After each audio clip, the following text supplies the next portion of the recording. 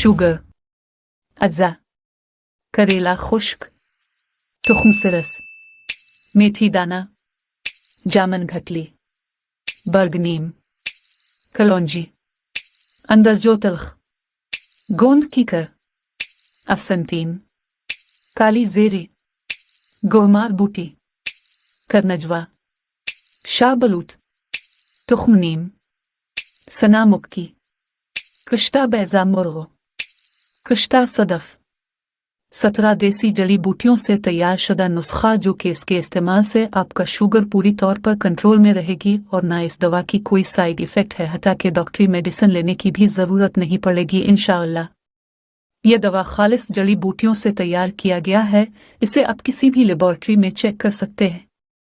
ज़ियबितास जिसको हो शुगर एक ऐसा जानलेवा मर्ज है जिसकी वजह से मरीज़ इंतहाई तकलीफ़ में मुब्तला रहता है, जो कि नफ्सियाती तौर पर भी मरीज़ के मुतासिर होने की निशानी ज़ाहिर करती है।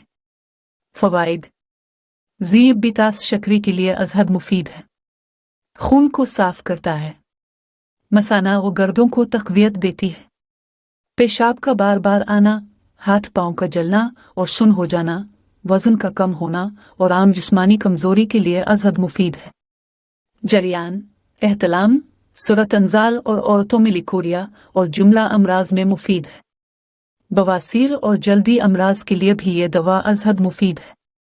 तरकीब इस्तेमाल: 1 चाय वाला चम्मच निहार मुन सुबह नाश्ते से 20 मिनट पहले इस्तेमाल करें। दिन में 1 ही मर्तबा, और अगर शुगर लेवल हाई है तो 2 टाइम भी इस्तेमाल कर सकते हो।